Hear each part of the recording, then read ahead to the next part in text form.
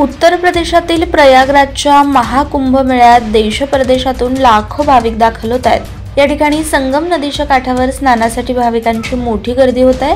पण श्रद्धेचे केंद्र बनलेल्या महाकुंभ मेळ्यात काही लोक अश्लीलता पसरवण्याचं काम करतायत। सध्या सोशल मीडियावर एका तरुणीचा व्हिडिओ वेगाने व्हायरल होतोय, जो पाहून लोकांनी तीव्र संताप व्यक्त केलाय।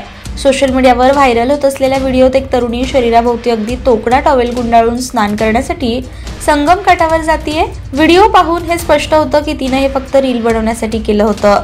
हा व्हिडिओ सध्या सोशल मीडियावर चांगलाच व्हायरल झालाय।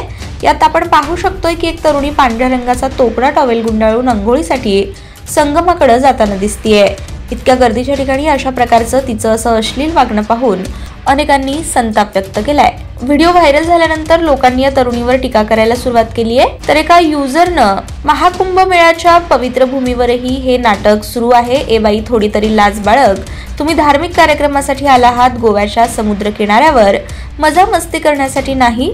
गंगेत जनस्नान कर, डुबकी मार, पूजार्चा कर आणि आयुष्य सुधार, पण अशा रील नको बनवूच देवा, अशा प्रकारची कमेंट केली आहे। तर अनेकांनी अर्धनग्न रीलचा हा आजार महाकुंभापर्यंत पोहोचलाय। भारतातील तरुण पिढीला असं पाहणं दुर्दैवी आहे, अशा अनेक प्रतिक्रियांचा पाऊस पडलाय।